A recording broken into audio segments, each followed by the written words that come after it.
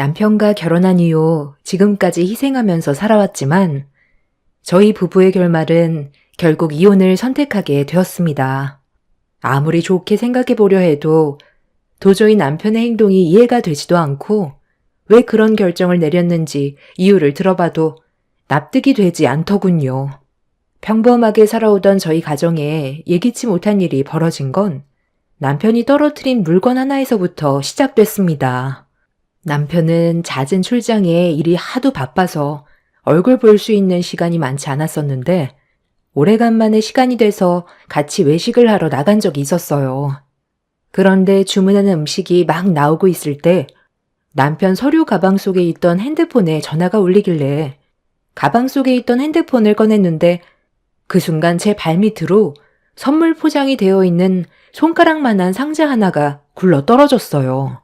그걸 본 저는 저에게 주려고 준비한 깜짝 선물인 줄 알고 주워 드는 순간 남편이 제 손에 들려있던 물건을 보곤 화들짝 놀라더니 당황한 얼굴로 낚아채 다시 가방 속에 집어넣더라고요. 그리곤 일 때문에 전화통화 좀 하고 오겠다면서 자리에서 일어나 밖으로 나갔습니다.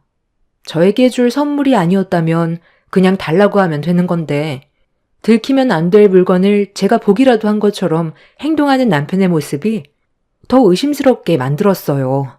거기에 더해 잠깐 통화하고 오겠다던 남편은 음식이 전부 식어가는데도 식당에 들어올 생각을 전혀 하지 않더라고요. 오래간만에 외식이라 최대한 참고 넘어가려 했는데 저에 대한 배려는 조금도 없는 것 같아 기분이 상했었죠. 남편은 어디로 갔는지 보이지도 않고 전화는 계속 통화 중이라 그냥 저 혼자 먹기 시작했어요. 그렇게 한 30분 정도의 시간이 지나니 그제야 눈치 보면서 식당 안으로 들어오더라고요. 아, 많이 기다렸어? 나도 통화를 일찍 끊고 싶었는데 일적인 대화라 좀 오래 걸렸네. 그래도 맛있게 먹었지? 나는 다시 급한 일 때문에 회사로 가봐야 할 것 같은데 당신 혼자 집으로 갈 수 있지? 그래도 서로 얼굴 마주보고 분위기라도 즐긴 게 어디야.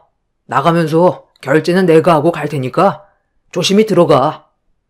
지금 어딜 가겠다는 거야? 당장 자리에 앉지 못해? 당신은 내가 우스워? 아무리 일이 바빠도 그렇지.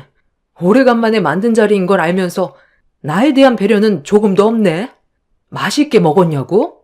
너 같으면 이런 상황에 목구멍으로 들어간 음식들이 맛있었겠니?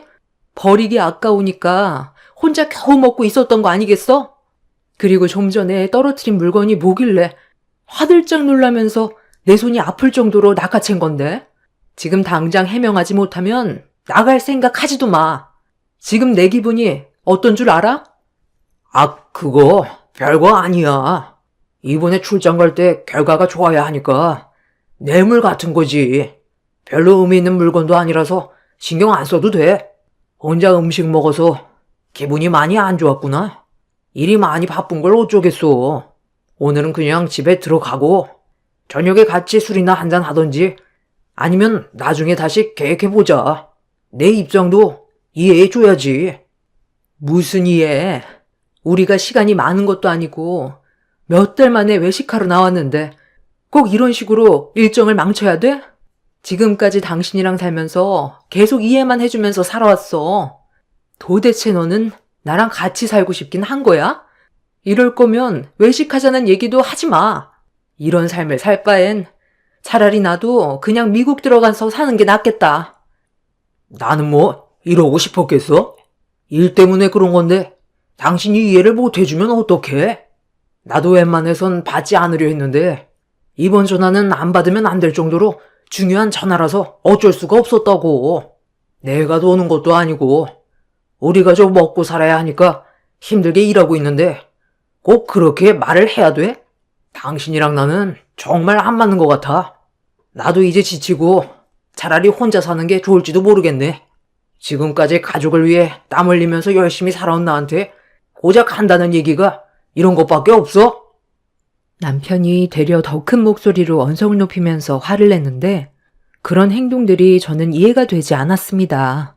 100번 양보해서 남편을 이해하려 해봤지만 저에게 변명만 늘어놓기만 하는 것 같아 더 괘씸했어요. 하루 이틀 산 것도 아니고 큰 소리치는 남편의 얼굴에서 현재의 상황을 피하려고 하는 것 같은 느낌이 들었어요.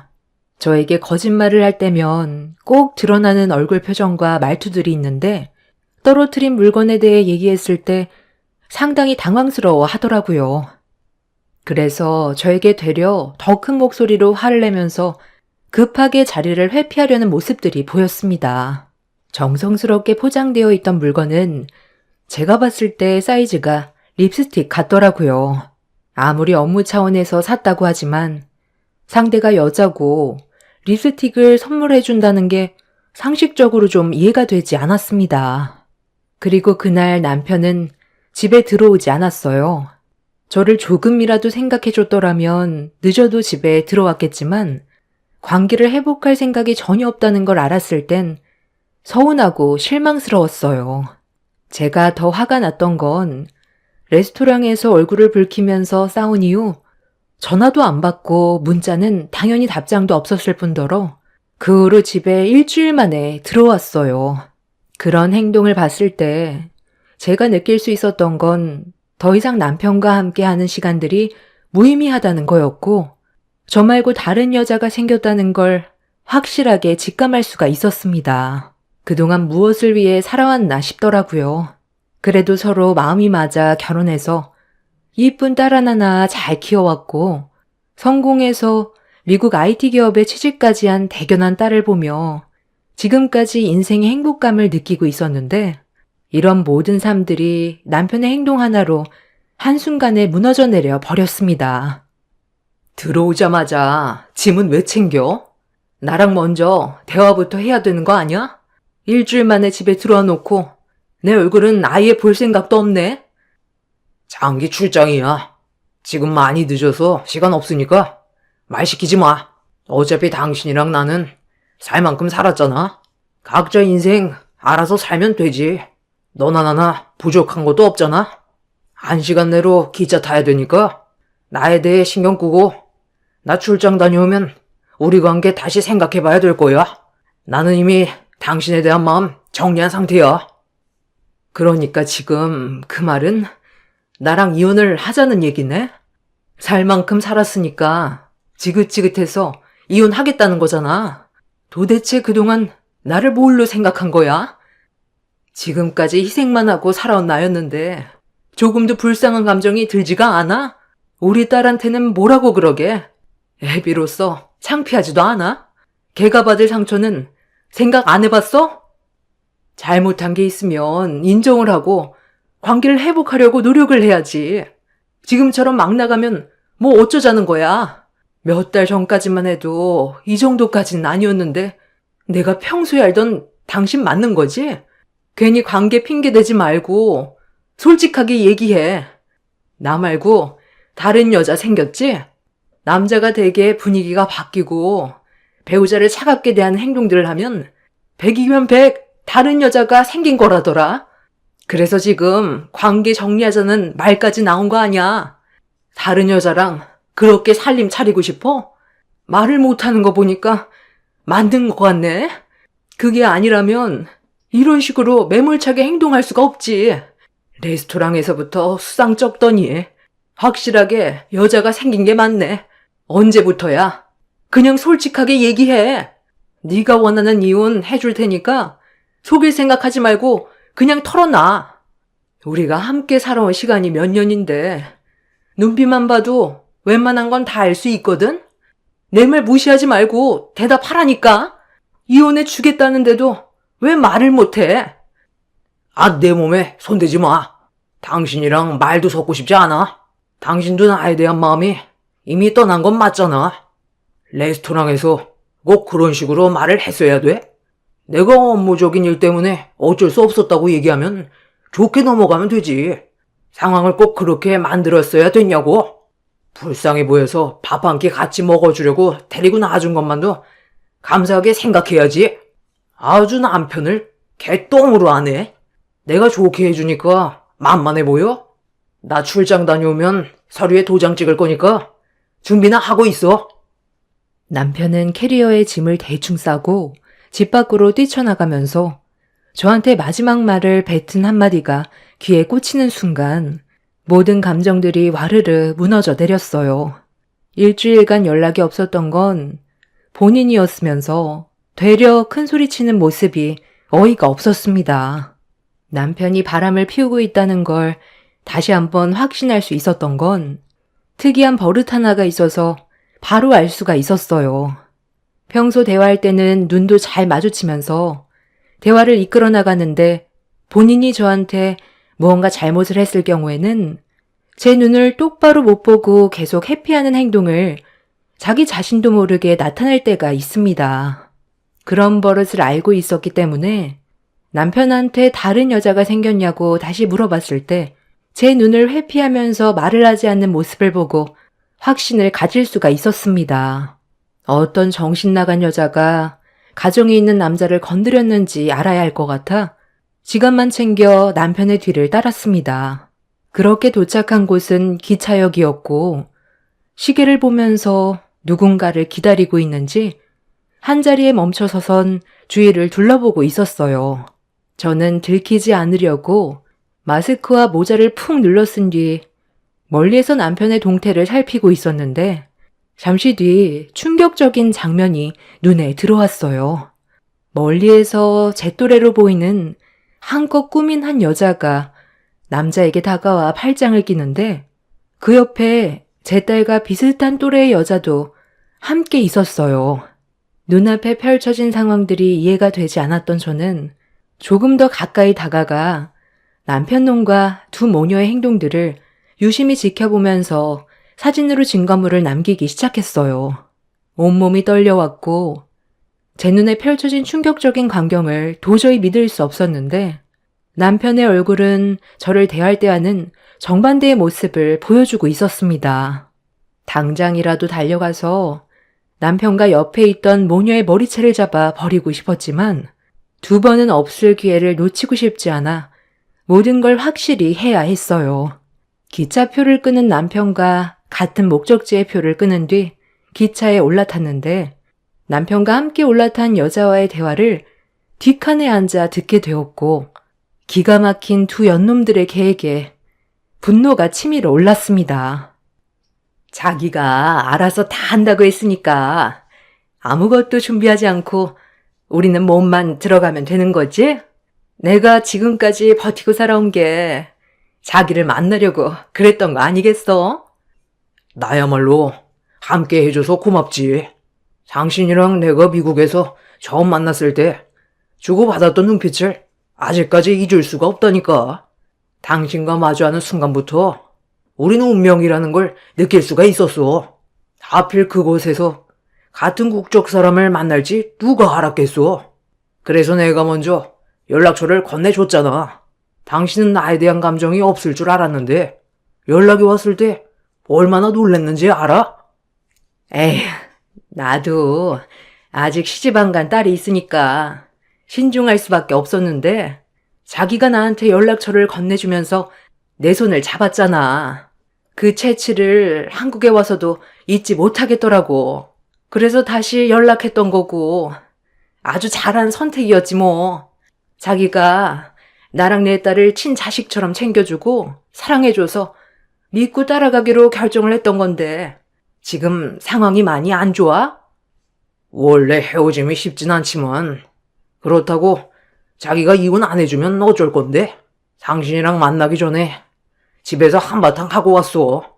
아마 집사람도 마음이 오늘로써 완전히 접혔을 거야. 서류에 도장만 찍으면 남인데 뭐하러 미련을 둬? 앞으로 남은 인생 당신과 나만 생각하면 되는 거야.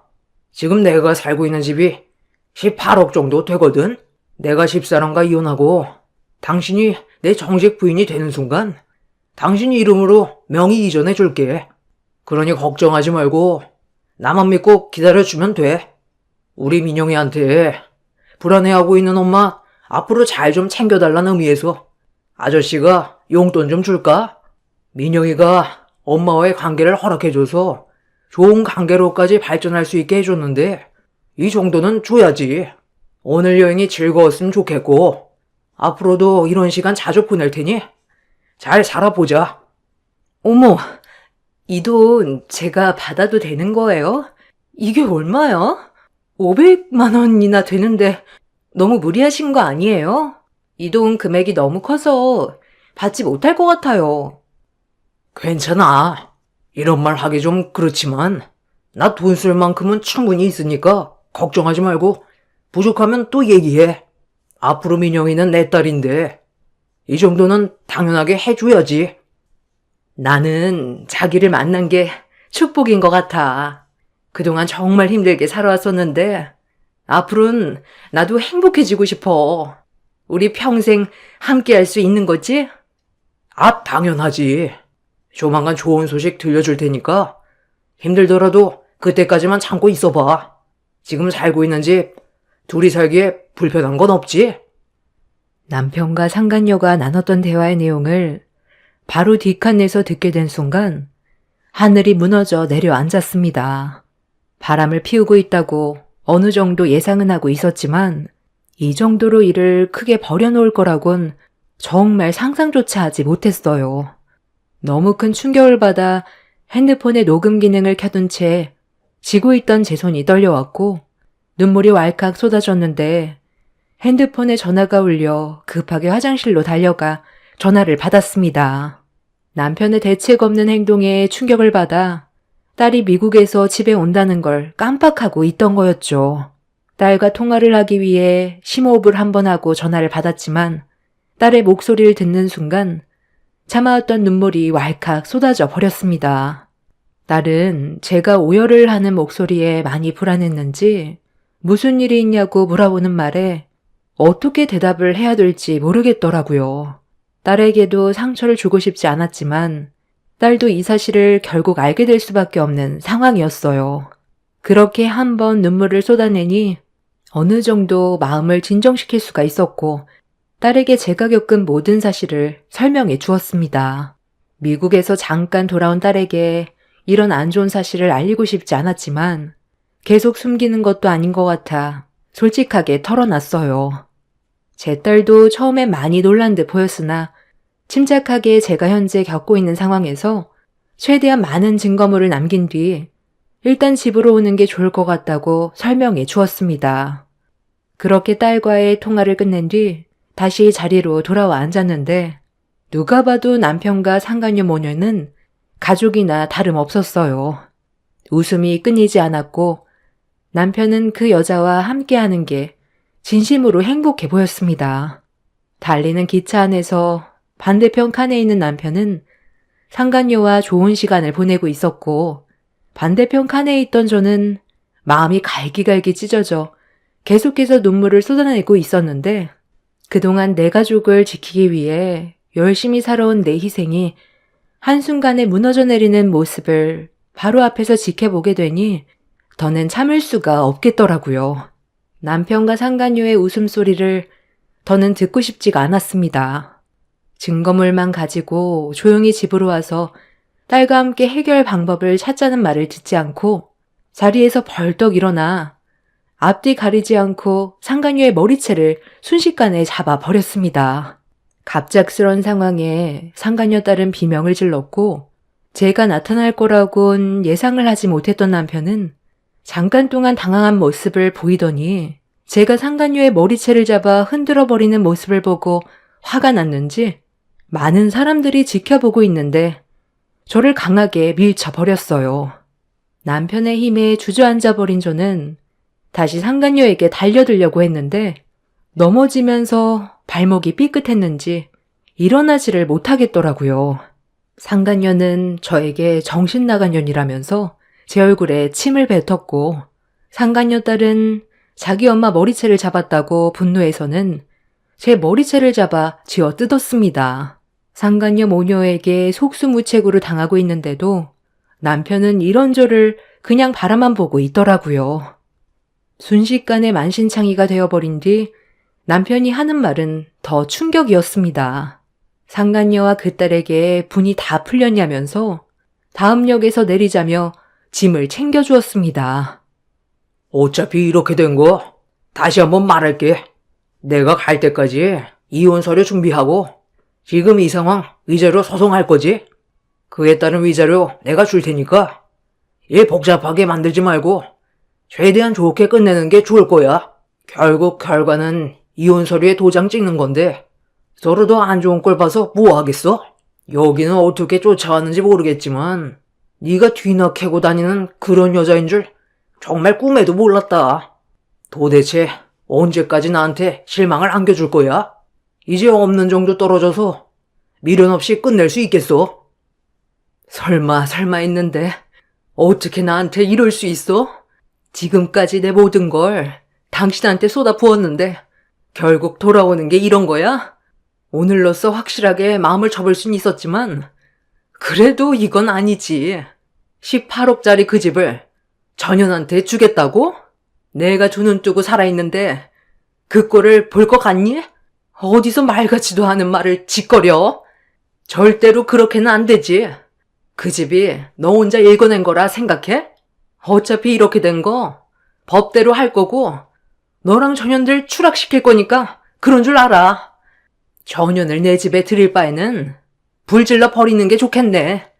나도 한번 눈이 뒤집히면 배는 게 없는 사람이야. 너 사람 잘못 건드렸어. 지금 당장 가서 모든 걸 태워버려야겠네. 어머머머, 저 여자 정말 미쳤나 봐. 아니 18억짜리 아파트를 불질러 버리겠대.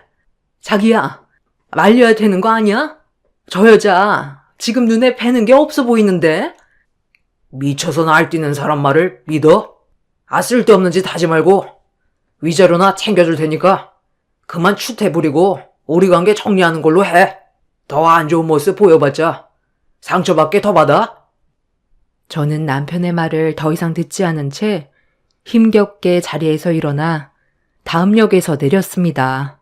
남편과 상간모녀는 집이 불타버릴까봐 불안했는지 저를 뒤따라와 말리는데 남편의 손을 뿌리친 뒤 쫄뚝거리면서 기차역에서 나가려는 순간 남편이 저를 돌려 세워 조금의 망설임도 없이 뺨을 올려치길래 저도 있는 힘껏 남편의 뺨을 올려차 버렸습니다.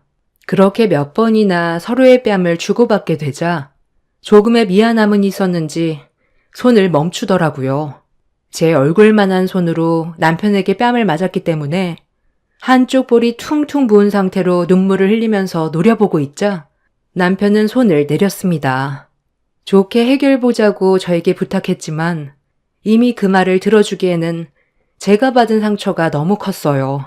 저는 있는 힘껏 남편의 뺨에 손을 한 번 더 올린 뒤 뒤를 돌아 택시에 올라탄 뒤 집으로 향했습니다. 남편과 상간모녀는 제가 정상이 아니라는 걸 알곤 많이 불안했는지 택시를 타고 제 뒤를 따라오더군요. 그렇게 한참을 달려 다시 집으로 들어오자마자 남편이 두 모녀와 급하게 뒤따라 들어와 제가 아무 짓도 하지 못하게 말리기 시작했고 비명을 지르면서 남편의 뺨을 뿌리치려 하자 저에게 소리를 질렀습니다. 진짜? 이런다고 네가 없는 게 뭐야? 어차피 우리 관계 끝났는데 그냥 좋게 갈라서면 되지. 수지한테는 상처 안 받게 당신이 잘 설명할 거 아니야? 계속 이런 식으로 하면 나도 좋게 해결해 줄 수 없어. 한 번만 더 이상한 짓 하면 그냥 몸만 나가게 할 줄 알아? 이 아파트 가격이 얼마인지 몰라서 그래? 전재산이 아파트에 들어가 있는 걸 알면서 왜 일을 더 안 좋게 만들어? 위자료 받고 좋게 해결 보자고. 그래도 그동안 함께 해온 세월이 있기 때문에 배려 많이 해주는 거야. 자기야, 한 푼도 주지 마. 저런 년한테 주는 돈이 아깝다. 나랑 민영이가 먹고 살기에도 부족한데 뭐하러 돈을 쥐어줘? 제정신도 아닌 것 같은데 그냥 정신병원에 보내버려. 야, 너 때문에 오늘 일정 다 망쳤잖아. 즐거운 여행길이 될 수 있었는데 뭘 확인할 게 있다고 따라와서 이런 사달을 만들어? 저런 아줌마랑 지금까지 살아왔다는 게 정말 대단한 것 같아요. 새아빠가 우리 엄마 만나길 천만 다행이네. 더 살았다간 새아빠도 정신이 이상해졌을 거야. 이왕 이렇게 된 거 당장 내쳐버리고 현관문 비밀번호 바꿔버려요. 저런 아줌마는 무슨 돌발 행동을 할지 모른다니까? 괜히 피해봐서 좋을 거 없잖아요. 연병들하고 자빠졌네. 아빠라는 게 가정을 위해 열심히 살아야지. 바람을 피우고 있어? 내가 저런 사람을 지금까지 아빠라고 인정해주고 있었다는 게 정말 부끄럽다. 당신들이 하는 짓들 내가 전부 다 촬영해 놨으니까 모든 건 법정에서 증거물로 활용이 될 거고 경찰이 올 때까지 절대로 나가지 못할 줄 알아. 좀 전에 엄마가 아빠랑 저 쓰레기 같은 년들이랑 같이 있는 사진을 나한테 보내줬거든? 그런데 어디서 많이 본 것 같아서 엄마한테 몇 장의 사진을 더 요구했는데 여기서 만나게 될 줄 꿈에도 몰랐네. 미국에서 도망쳐 한국 오면 평생 두 발 뻗고 잘 살 수 있을 줄 알았냐? 지금 미국에서 너희들한테 수배령 때린 건 알고는 있냐? 이대로 미국에 잡혀 들어가면 평생 세상 구경 못하고 감옥에서 썩겠지? 이 정도 얘기했으면 대충 무슨 말 하는지 알지? 너희들을 어떻게 잡아 쳐넣을까 고민하고 있었는데 알아서 두 발로 기어 들어왔네. 우리 엄마 만신창이로 만들어 놓고 내가 가만히 있을 줄 알았어? 방에서 달려나온 딸의 말을 듣자마자 상간모녀는 조금의 망설임도 없이 무릎을 꿇고 살려달라며 용서를 구하기 시작했어요. 갑작스러운 반전에 당황한 저는 무슨 상황인지 딸에게 물어봤는데 충격 반전의 진실을 듣게 되었습니다. 상간모녀는 미국에서 돈이 좀 있는 가정의 남자를 건드렸다가 심각한 문제가 생긴 거였어요. 그 남자는 한국 국적의 남자였고 아내는 미국인이었습니다. 그리고 그 미국인은 제 딸과 회사에서 같이 일을 하는 동료였어요. 상간녀 딸이 그 남자가 돈이 많다는 걸 알고 접근을 했는데 뛰어난 언변과 한국 여자라서 말도 잘 통하다 보니 가정에 있는 남자의 마음을 쉽게 빼앗을 수 있었습니다. 그렇게 서로 어느 정도 깊은 관계를 유지하다가 상간녀 딸이 배우자에게 바람 피우는 사실을 알리겠다며 가정을 깨버리겠다고 협박을 하면서 돈을 요구했고 가정을 깨고 싶지 않았던 남자는 상간녀 딸에게 돈을 줄 수밖에 없었습니다. 이런 식으로 꽤 여러 남자들에게 접근을 해서 돈을 뜯어내다가 제 딸의 동료 직원이 이 사실을 알게 된 거였고 한바탕 난리가 났었는데 상간녀의 딸이 홧김에 집에 불을 질러버린 뒤 한국으로 도망을 친 거였어요. 그리고 이 사건이 터지기 전에 저희 부부가 딸을 보기 위해 미국에 갔고 상간녀가 남편과 눈이 맞았던 거였죠. 한국으로 도망온 상간모녀는 숨을 곳이 필요해 남편이 건넨 연락처로 연락을 하게 되었고 그렇게 또 다른 만남이 시작된 거였습니다.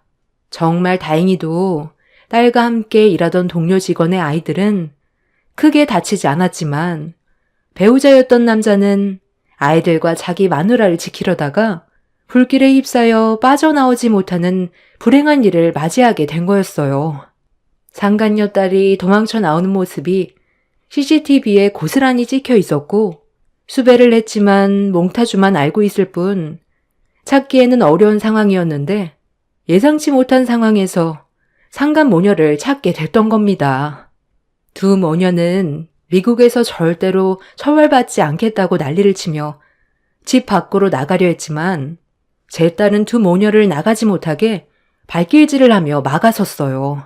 남편은 전혀 예상치 못한 말들을 들어서 충격에 빠진 상황이었죠.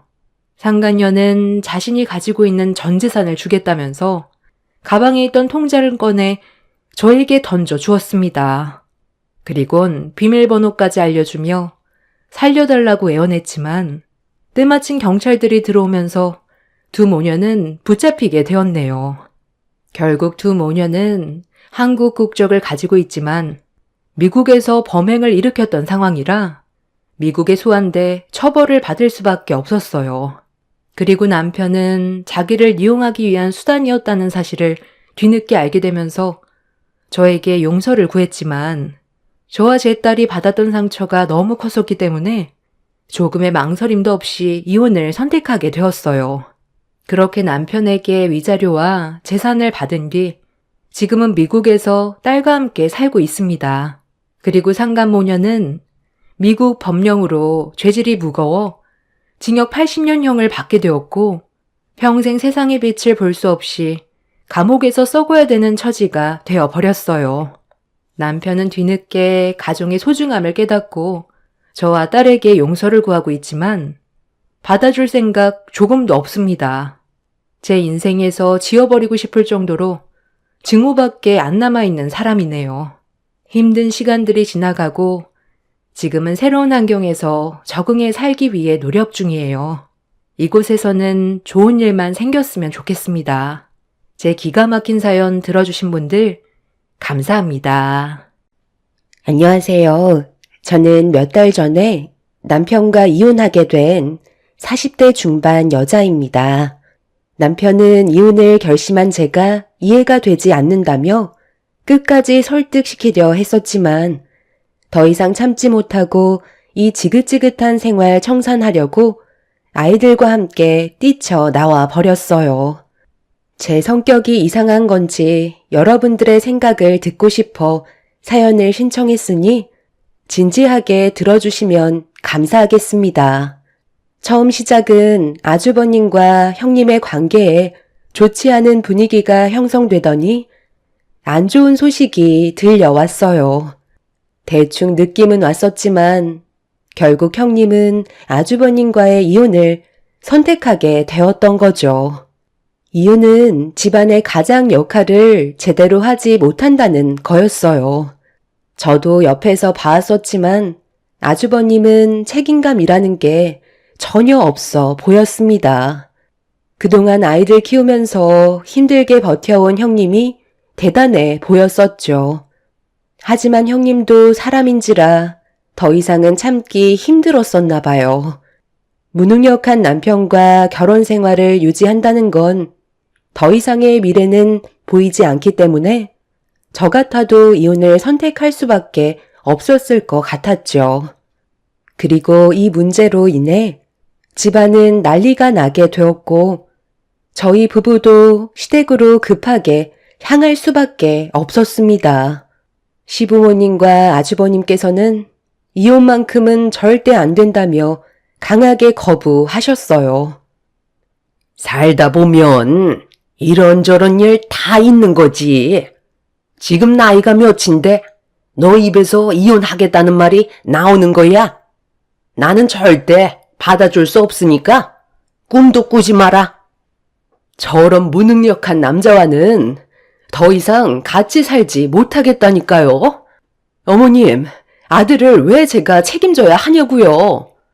지금까지 같이 살아준 것만도 감사하게 생각하셔야죠. 당신 정말 이렇게까지 할 거야? 일자리 정도야 금방 구할 수 있다니까. 요즘에 몸이 좋지 않다 보니까 잠깐 좀 쉬려고 했던 것뿐인데 그게 그렇게 잘못된 거야? 당신이 나를 이해해줘야지. 하루 이틀도 아닌데 오늘따라 새삼스럽게 왜 그래? 나도 이혼은 받아줄 수 없으니까 화 좀 가라앉히면 안 될까? 내가 지금 화가 안 나게 생겼어? 몸이 안 좋아서 일을 잠깐 쉬는 정도는 넘어갈 수야 있지. 그런데 돈은 까먹지 말아야 할 거 아니야? 여기 카드 내역서에 찍힌 거 어떻게 할 거야? 이게 지금 사람이 할 짓이야? 돈도 못 벌어오는 인간이 술집에서 300만 원이나 쓴다는 게 말이 된다고 생각해? 이 돈이면 애들이 그동안 하고 싶었던 거 충분히 해줄 수 있는 돈인데 너는 술 퍼먹는데 300만 원이나 쓰고 있어? 나랑 애들한테 미안하지도 않아? 언제까지 이렇게 살 건데? 남자들은 밖에서 친구들이랑 술 한잔 걸치다 보면 그 정도는 우습게 나온다니까. 그날따라 내가 기분이 너무 좋고 친구들한테 한턱 쏘고 싶어서 오래간만에 내가 술 좀 샀어. 나도 애들한테 어깨 좀 펴고 살 수 있는 거잖아. 자주도 아니고 가끔 사는 건데 그걸 이해 못 해줘? 정말 이렇게까지 할 거야? 그래. 집안의 가장이 여러 가지로 스트레스 받고 힘들다 보면 그 정도 쓸 수 있는 거지. 너무 몰아가는 거 아니니? 내 아들 딴에는 최선을 다하고 있는데 그런 마음 알아주지 못하면 얼마나 마음이 안 좋겠니? 네가 지금 경제적으로 좀 힘들어서 그러는 것 같은데 한 번만 이해해주고 넘어가주면 안 되겠어? 이해해주기 힘들 것 같아요.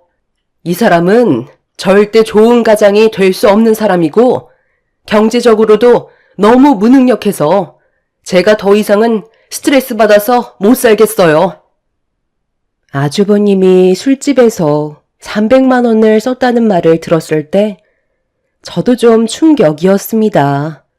밖에서 힘들게 고생하는 아내와 아이들을 생각하면 술집에서 돈을 쓰지 못할 텐데 아주버님은 친구들 사이에서 어깨 좀 펴고 싶어서 큰 돈을 지불했다는 건 이해할 수 없는 행동이었죠. 형님과 오래 알고 지내면서 대화를 주고받다 보면 항상 하는 말이 제가 부럽다는 거였어요. 남편은 그래도 허튼 곳에 돈을 쓰지 않고 지금까지 단 한 번도 일을 쉰 적이 없었기 때문에 형님은 그런 남편과 사는 저를 부러워했었죠. 형님이 아주버님과 살면서 정말 많은 고민을 해왔었다는 걸 느낄 수가 있었고 그런 모습을 바라보는 저도 마음이 너무 안 좋았었어요. 결국 형님을 설득하지 못한 시댁 식구들은 이혼을 해줄 수밖에 없었고 형님은 더 이상 시댁 집안의 며느리가 아닌 남이 되어버렸죠. 겉으론 표현 안 했지만 잘한 선택 같아 보였어요. 제가 형님 입장이었다면 똑같은 결정을 했었을 테니까요. 그런데 아주버님이 이혼을 하게 되면서부터 예상치 못한 충격적인 일들이 눈앞에 펼쳐지고 말았습니다. 아주버님이 이혼을 하시고 한 3달 정도의 시간이 흘렀을 때 퇴근하고 집에 들어왔는데 문을 열자마자 눈앞에 펼쳐진 건 남편과 아주버님이 이른 초저녁부터 술판을 벌이고 있었습니다. 저는 들은 얘기가 없었기 때문에 많이 당황스러웠고 급하게 남편을 안방으로 불러들였어요. 지금 이게 뭐 하는 짓이야? 나한테 한마디 말도 없이 아주버님을 집으로 들이면 어쩌자는 거야? 그리고 초저녁부터 술을 마시면 어떡해? 오늘은 애들이랑 외식하기로 한 거 잊었어? 지금 당장 가시라고 그래. 내가 계획되지 않은 일들 만드는 거 싫어하는 거 알면서 평소 당신답지 않은 행동을 하면 어떡해? 갑자기 찾아온 걸 어떡해. 그렇다고 무작정 돌려보낼 수는 없잖아. 이혼해서 지금 상당히 힘들어하고 있는 거 당신도 잘 알고 있잖아. 오늘만 좀 이해해주면 안 돼? 하나밖에 없는 동생이라고 찾아왔는데 매정하게 구는 것도 상처가 될 수 있다고. 오늘 하루만 눈 감아주라. 부탁할게. 정말 황당한 상황이었죠. 연락도 없이 찾아와서 남편과 술판까지 벌이고 있는 아주버님의 행동을 이해할 수가 없었습니다. 그날 아이들과 외식하기로 했었는데 계획이 틀어지게 되자 저는 속이 끓기 시작했어요. 그런데 제 기분이 어떤 상태인지도 모르고 아주버님은 방에서 나온 저를 보며 웃으면서 말을 붙였습니다. 재수씨, 와서 한잔 하세요. 힘들게 일하고 오셨는데 긴장된 몸 좀 풀리게 한잔하면 좋잖아요. 제가 마음이 별로 좋지가 않아서 위로 좀 받을 겸 동생 얼굴 좀 보려고 온 건데 괜찮죠? 남자들끼리 대충 술상 봐서 먹다 보니까 안주가 좀 부실한데 재수씨한테 죄송하지만 저희 끼니가 될 만한 걸로 안주 좀 만들어 주실 수 있으세요? 조금만 있다가 갈 테니까 한 번만 봐주세요. 제가 이혼한 것 때문에 요즘 사는 게 말이 아닙니다. 그렇게 해줄 수 있죠? 그래도 연락은 하고 오셔야죠. 저희도 다 계획이 있는데 갑자기 이렇게 찾아오시면 얼마나 난감한 줄 아세요? 오늘 외식하기로 했었기 때문에 장 봐놓은 것도 없어서 지금 당장 뭘 해드릴 만한 재료도 없기 때문에 냉장고에 있는 것들로 해서 드릴게요. 다음부터는 미리 연락하시고 오셨으면 좋겠어요. 부탁드릴게요. 속에서 천불이 났지만 꾹 눌러 참고 있었어요. 그런데 아주버님은 제가 화를 억누르고 있다는 걸 인지하지 못하는 건지 차릴 게 없으면 배달이라도 시켜달라며 어이없는 말을 꺼내고 있었습니다. 그런데 남편은 분위기 파악도 못하고 배달 음식 책자를 꺼내와서는 아주버님한테 건네주며 먹고 싶은 거 있으면 골라보라고 하길래 저는 남편을 발로 툭툭 쳤어요. 하지만 저를 아예 무시하면서 아주버님과 음식을 고르더니 바로 핸드폰을 들어 주문을 하기 시작했어요. 평소에 하지도 않던 짓을 하는 남편을 보고 있으니 제 속은 더 끓고 있었죠. 결국 그날 외식은 아예 꿈도 꿀 수 없었고 아주버님과 남편이 술판을 벌이는 동안 배달 음식들로 아이들 배를 채운 뒤 저 혼자 다 씻기고 재운 다음 안방으로 들어왔어요. 한참 동안 정신없이 하루 일과를 끝낸 뒤 이제 좀 쉬나 했는데 아주버님이 갑자기 저를 불렀네요. 재수씨, 죄송한데요. 이거 찌개가 좀 식었는데 다시 데워줄 수 있어요? 그리고 술이 좀 모자란데 마트 가셔서 소주 한 5병만 더 사다 줄 수 있죠? 많이 취하신 것 같은데 이제 그만 드시고 들어가셔야죠. 이도 내일 출근해야 돼서 서둘러 잘 준비해야 되거든요. 오늘만 있는 것도 아니잖아요. 아이, 재수씨, 정말 섭섭하네. 제가 놀러 온 게 마음에 안 들어요? 몇 시간 있었다고 벌써 보내려고 하는 거예요. 이혼당해서 얼마나 힘든 시간을 보내고 있는지 알면서 저를 꼭 내쳐야만 되겠어요? 오늘 오래간만에 동생이랑 코가 삐뚤어질 정도로 한번 달랠 생각이었는데 마트 가서 술 좀 사다 주세요. 그래, 오늘만 당신이 이해 좀 해줘. 우리 형이 이런 적 없었잖아. 형수님이랑 이혼해서 얼마나 마음이 안 좋으면 나한테 찾아왔겠어? 부탁 좀 할게. 당신 내일 출근은 어떻게 하려고 그래? 지금도 주량을 이미 넘긴 상태이면서 내일 출근 안 할 생각인 거야? 이제 그만하고 정리했으면 좋겠는데. 아유, 걱정하지 마. 출근하는데 아무 지장 없으니까. 나 아직 멀쩡해. 몇 점만 더 할 테니까 부탁 좀 하자. 오늘은 나도 형 때문에 기분이 안 좋아서 그래. 나는 술을 사올 수 없으니까 이제 그만했으면 좋겠어. 이제 그만 집으로 돌아가 주세요. 시간도 많이 늦었잖아요. 저희까지 생활에 지장이 생기면 안 되잖아요? 아주버님은 자기가 원하는 대로 제가 움직이려 하지 않자 표정이 안 좋아지기 시작했어요. 저도 이미 참을 만큼 참아왔었기 때문에 화가 난 얼굴로 아주버님을 노려보고 있었습니다. 툭 건들기만 해도 터지기 일보 직전이었기 때문에 남편이 그만 정리해주길 원했는데 술이 취해서 제 마음을 전혀 모르고 있는 건지 남편은 아주버님을 일으켜 세우면서 편의점에 가서 몇 잔만 더 하다가 들어가는 걸로 하자고 불난집에 부채질을 하고 있었어요. 결국 두 사람은 그대로 밖으로 나가버렸고 집에 남겨진 건 비어있는 술병들과 먹다 남은 음식들밖에 없었습니다. 화가 머리끝까지 올라와 버린 상태로 술상을 치운 뒤 잠도 못 자고 남편이 들어오기만 기다리고 있었어요. 그런데 이 사람들이 새벽 5시가 넘어서까지 집에 들어오지 않고 있더라고요. 전화를 해봤지만 이미 꺼진 지 오래되었죠. 결국 동이 트고 저는 잠 한숨 못 잔 상태로 출근 준비를 해야만 했어요.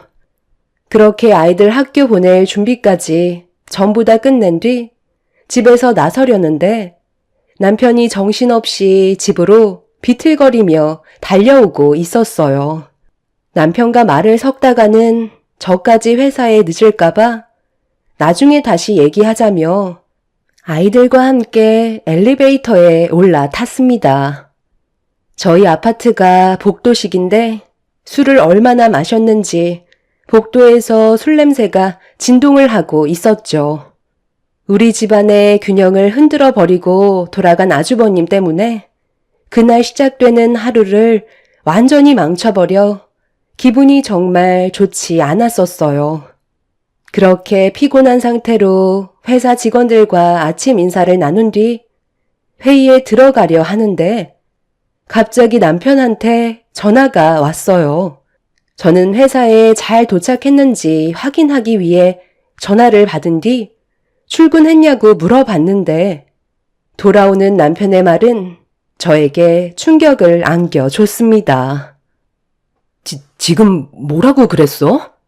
아니, 술을 얼마나 퍼먹었길래 면허 취소가 나오냐고. 당신 몸 상태는 당신이 더 잘 알 거 아냐. 운전이 안 될 것 같으면 택시를 탔어야지. 집에서 회사가 멀지 않다 보니까 잠깐 운전하는 건 괜찮을 줄 알았는데 아침부터 음주 검사를 하고 있었네. 어쩔 수 없이 불긴 했는데 검사 수치가 취소가 나와버렸어. 정말 미안해. 당신한테 내가 할 말이 없다. 미안한데 잠깐 여기로 와줄 수 있겠어? 분명 내가 지갑을 가지고 있었는데 어디 갔는지 못 찾겠네. 나 지금 회의 들어가 봐야 한다고. 내가 그래서 어제 그만 마시라고 했었잖아.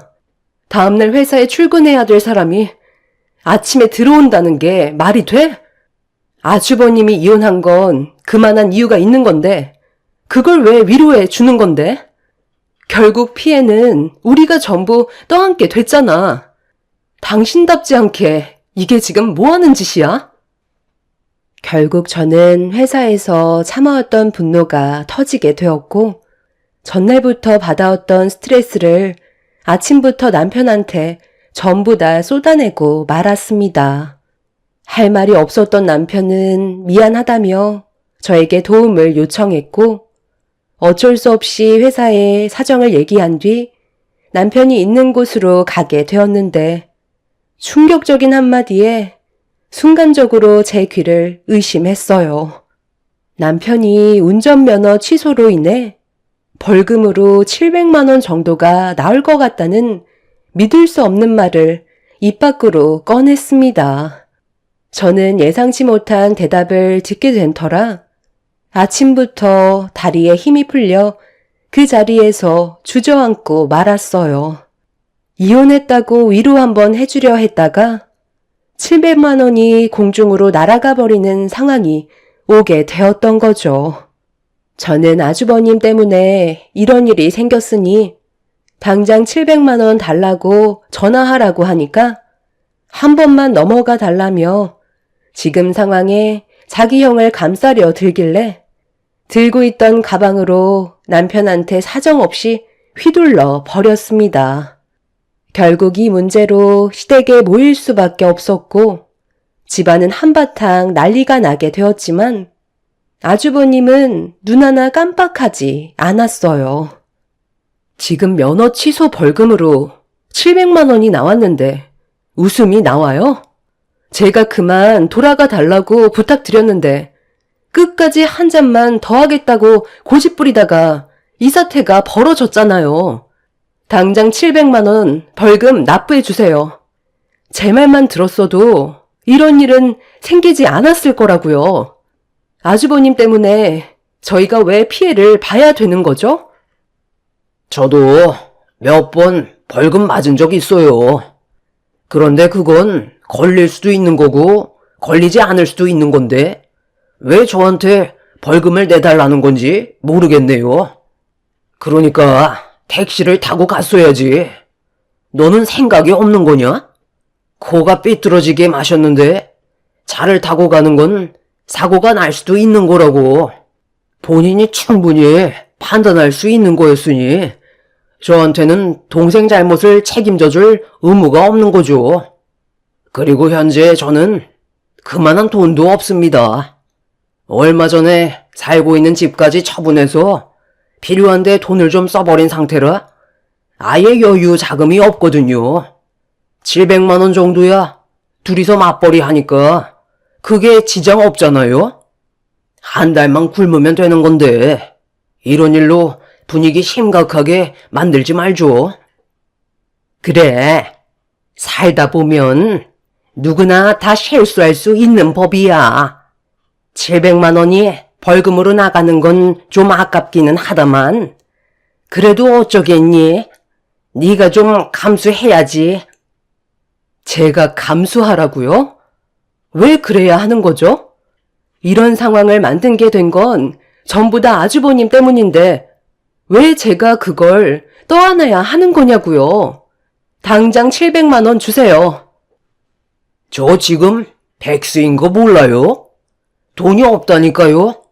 그리고 창수야, 너한테 부탁이 있는데 너희 집에서 며칠간만 신세 좀 지면 안 될까? 나도 먹고 살아야 되니까 일자리 좀 구하려고 하는데 아까 말했다시피 지금 수중에 돈이 없다. 솔직히 내가 너희 형수 때문에 기 한 번 제대로 못 펴고 살았잖냐. 그래서 이혼한 마당에 돈 좀 한번 제대로 써보려고 집 처분한 돈으로 사치를 좀 부렸거든. 친구 녀석들한테도 명품들 좀 사주고 술도 진탕 마셨더니 지금 아예 돈이 바닥이 나버렸네. 이건 재수씨 선물이에요. 요즘 샤넬백이 그렇게 유행이라고 하던데 이거면 700만 원 벌금은 퉁칠 수 있는 거 아니에요? 네 것도 준비했다. 영업사원이 시계가 그게 뭐냐? 이 정도는 차줘야지. 부모님 선물은 진작에 드렸으니 걱정 안 해도 된다. 그리고 저기 쇼핑백에 애들 선물도 있거든. 최신 게임기라 아마 엄청 좋아할 거다. 아주버님, 지금 이게 뭐 하시는 거예요? 돈을 벌지도 않으시면서 돈을 흥청망청 다 써버리시고 저희 집에서 지금 신세를 지겠다고요? 제가 이런 거 받고 싶다고 했어요? 다시 환불하시고 그 돈으로 집을 알아보세요. 저희 집에는 절대로 들어올 수 없으세요. 당신 쓸데없는 생각하지 마. 내가 안 된다고 하는 건 절대 안 되는 거야. 당신 정말 속 좁게 왜 그래? 형이 이제부터 제대로 된 삶을 살아보겠다잖아. 최대한 서둘러서 일자리를 만들 수 있게 준비시켜주면 좋은 거 아니야? 내 말 못 들었어? 그렇게는 절대 안 된다니까. 그리고 어머님 집이 비어있는 방도 많은데 왜 우리 집인데? 애들도 있고 남은 방도 없는 상태라고. 부모님 집에서는 시내도 한참 멀고 지 옆에도 출퇴근하기에는 무리가 있어서 잠깐 재수씨 집에 신세 좀 지겠다는 거예요. 거실에서 생활해도 되니까 걱정 마세요. 아주버님은 할 말이 다 끝났다는 듯 자리에서 일어나더니 짐을 챙긴 뒤 자기 차에 싣고 있었습니다. 저는 절대 안 된다고 했지만 아주버님은 더 이상 제 말을 들으려 하지 않았어요. 상식적으로 이건 아닌 것 같아 결국 흥분을 가라앉히지 못했던 저는 분노를 참지 못한 채 비명을 지르며 감정을 터뜨렸지만 남편은 아주버님의 차에 올라타 버린 뒤 먼저 저희 집으로 출발을 하고 말았네요. 시부모님께선 저보고 이해하라고 했지만 누가 이 상황을 이해할 수 있었겠어요.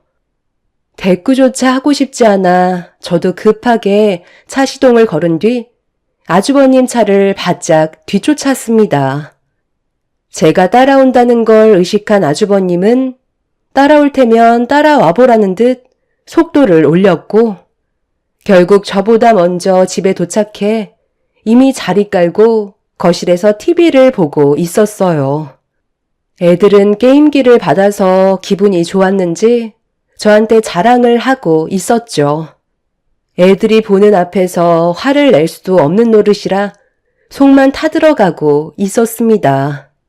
먼저 방에 들어간 남편한테 뭐 하는 짓이냐고 이를 갈며 낮게 깔린 목소리로 물어봤어요.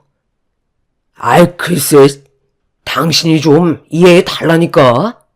우리 형이 얼마나 불쌍해. 이혼까지 당한 마당에 지금 정상적으로 살아가는 게 가능하다고 생각해? 하루라도 빨리 자리 잡을 수 있게 도와줘야 될 거 아니야. 오면서 차에서 대충 얘기 좀 나눴는데 집안일도 도와주고 우리 생활에 방해가 안 되게끔 최대한 노력한다고 그랬어.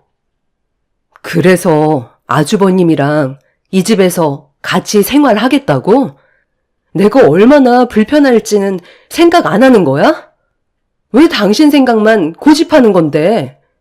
내 입장도 이해해줘야지. 그런 거 하나하나 다 따지고 들면 가족인 의미가 없잖아.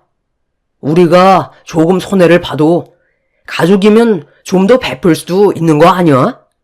당신 원래 이렇게 속 좁은 사람이었어? 남편과 대화 자체가 되지 않았어요. 무조건 자기 고집을 부리고 있는데 할 말이 없었습니다. 이런 말까지 안 하려 했었는데 남편이 막무가내로 나오길래 집에 대한 얘기를 결국 꺼내고 말았어요. 제가 살고 있는 집은 남편 명의로 되어 있는 게 아닌 제 명의로 되어 있는 집이었어요. 처음 결혼할 당시 남편은 모아놓은 돈이 없었기 때문에 집을 마련할 수 있을 정도의 능력이 부족한 상태였죠. 그렇다고 시부모님께서도 경제적으로 지원해 줄 수 있는 형편도 아니었어요. 결국 저희 부모님께서 마련해 주신 집이었고 크지는 않았지만 그래도 아이들 낳고 살만한 정도의 공간은 충분했었죠. 결국 제 집에 대한 권리를 얘기하자 남편은 인상이 일그러지면서 치사하게 나온다며 점점 목소리를 높였습니다. 누가 봐도 제가 정상인데 남편은 동생인 자기 입장을 생각해주지 않는다고 불만을 털어놓고 있었어요. 대화가 점점 심각해지기 시작하자 거실에까지 저희 부부가 다투는 목소리가 새어나갔고 아주버님은 저희 부부싸움을 말리고 싶었는지 노크를 하며 말을 붙여왔어요. 그런데 사태 파악을 하지 못한 건지 아주버님은 저에게 배가 고프다면서 제 음식 솜씨 좀 볼 수 있냐는 어이없는 말을 꺼내었습니다. 그 사이 아이들이 문을 열고 방으로 들어오면서 남편과 감정이 별로 좋지 않은 상태로 부부싸움은 끝이 나게 되었고 배가 고프다는 아이들의 말에 어쩔 수 없이 음식 준비를 할 수밖에 없었죠. 절대로 고집을 꺾지 않던 남편과 아주버님 때문에 저는 처음으로 이 집안 식구들의 얼굴을 보고 싶지가 않았어요. 그리고 먼저 이혼을 한 형님이 왜 그런 결정을 내린 건지 100번 이해를 할 수 있었습니다. 아이들 때문에 밥을 차린 뒤 아주버님과 마주 앉는 것조차 싫었던 저는 먼저 방으로 들어와 오래간만에 형님한테 전화를 걸었어요. 그리고 지금의 사태에 대해 설명을 해 주었죠. 형님은 날이 가면 갈수록 더 심해질 거라면서 스트레스 받으며 살 바엔 하루라도 빨리 단호하게 결정을 내려서 스트레스 없이 아이들과 사는 게 행복한 길을 걷는 게 삶의 만족도가 훨씬 높을 거라고 여차하면 저도 버티지 말고 나오라는 조언을 해 주었어요. 그날 이후 정말 진지하게 남편과의 관계를 다시 생각하면서 어떤 식으로 행동하는지 지켜보고 있었죠. 그렇게 아주버님과 한 집에서 생활한 지 일주일이 지나고 어느새 한 달의 시간이 지나가고 있었습니다. 그 시간 동안 저는 단 한마디도 하지 않고 제 할 일만 하며 지내고 있었어요. 그런데 어느 날 퇴근하고 현관문을 열었는데 시끌벅적한 소리가 들려왔고 집에 발을 들이는 순간 눈앞에 펼쳐진 건 시댁 식구들이 한자리에 있었죠. 시부모님께서 저희 집에 막 도착하셨는지 바리바리 싸온 짐을 주방 한편에 풀고 계셨어요. 연락도 없이 오신 상태라 어떻게 된 거냐고 여쭤보게 되었죠. 내가 오죽했으면 여기까지 왔겠니? 내 큰아들이 하도 반찬 투정을 하길래 도대체 어떻게 먹고 살길래 그런 말까지 나오는 건지 확인 좀 해보려고 오래간만에 좀 들러봤다. 그런데 진짜 냉장고에 죄다 풀떼기밖에 안 보이네. 예, 이건 좀 너무한 거 아니야? 내 아들들이 소새끼도 아니고 반찬들이 이게 뭐니? 그거라도 내어주는 걸 감사하게 생각해야죠. 지금 어떤 상황인지 모르시는 것도 아니면서 저한테 화를 내셔야 돼요? 그래서 아드님 걱정에 반찬 싸우셨나 봐요. 당신 지금 우리 엄마한테 말버릇이 그게 뭐야?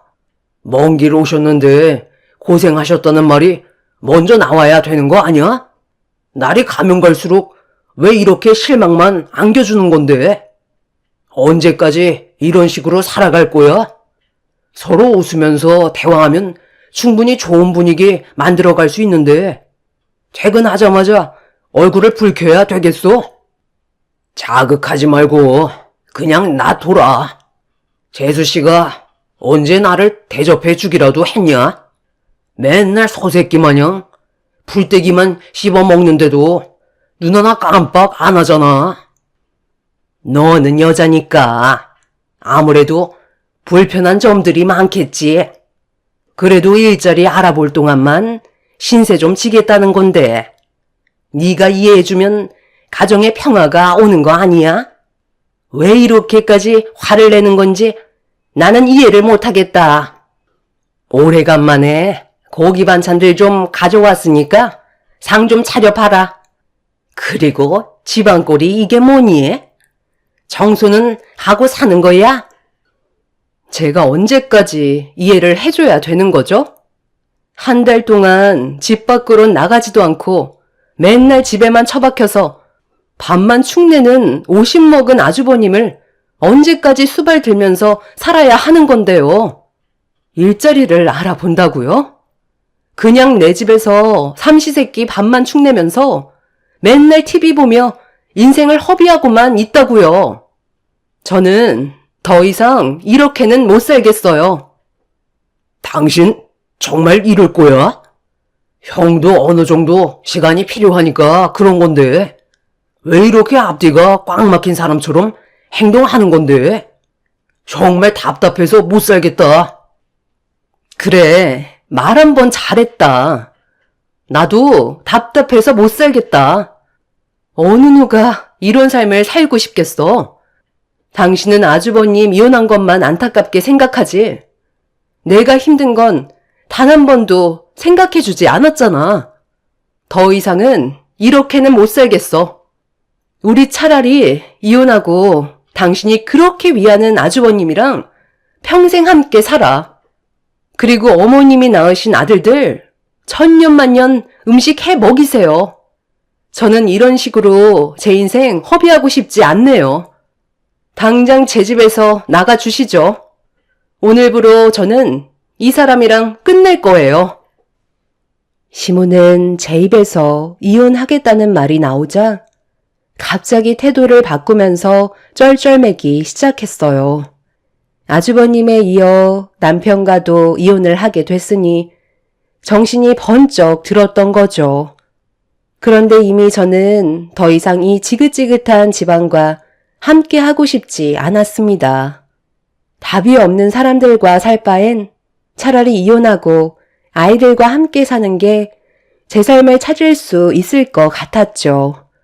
제가 완강하게 나오자 그제서야 남편도 말을 더듬으면서 이혼만큼은 안 된다고 했지만 계속 버티다가는 저까지 정신이 이상해질 것 같아 질려버릴 대로 질려버린 저는 남편과의 이혼을 밀어붙였고 이런 문제로 현재 저희 부부는 이혼을 하고 숙려 기간 중에 있습니다.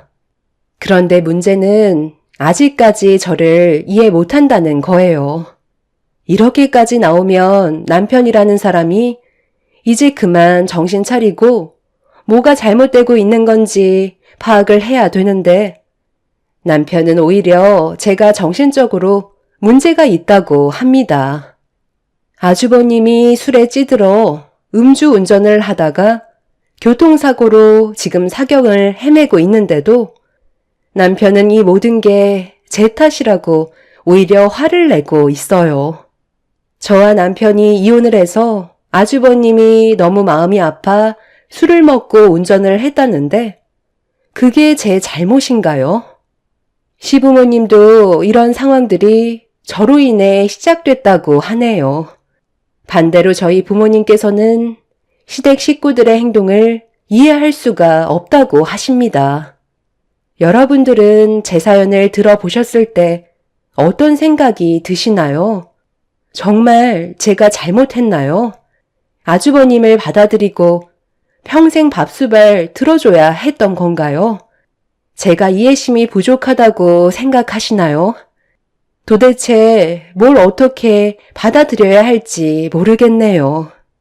이혼을 한 상황에 숙려 기간을 지내고 있지만 3개월이라는 시간 동안 제 마음이 다시 변하지는 않을 것 같습니다. 한두 살 먹은 아이들도 아닌데 왜 그렇게 사는지 정말 이해할 수가 없네요. 제 사연 들어주신 분들, 오늘 하루도 행복한 날들 되시길 바랍니다. 감사합니다. 안녕하세요. 저는 결혼 13년 차 주부입니다. 저에게는 눈에 넣어도 아깝지 않을 정말 귀중한 딸이 있어요. 저희 딸은 특히나 시댁에서 가장 귀중한 보물이기도 한데요. 어떤 가정이든지 손주라면 너무 귀중하게 생각하는 할머니, 할아버지들이 계시겠지만 저희 집은 조금 더 특별하답니다. 이번에 저희 집에 큰 사건이 한 번 있었는데 지금은 어느 정도 마음도 진정되어서 그때 그 충격적인 사건에 대해서 말을 꺼내볼까 해요. 제가 결혼할 때 시동생은 고등학교에 갓 입학한 미성년자였어요. 아이가 태어나고 나서 5살 때 저희가 시댁에 살다 분가를 했으니 매일매일 얼굴을 보며 살았었고 거의 친동생이나 다름없는 사이랍니다. 그런 시동생이 1년 전 결혼을 할 사람이라며 동서를 소개해줬죠. 형수님, 여기 제가 결혼하고 싶은 사람이에요. 진주야, 이분은 내가 진짜 존경하는 우리 형수님이셔. 우리 집은 다른 건 다 필요 없고 우리 형수님 마음에만 들면 돼.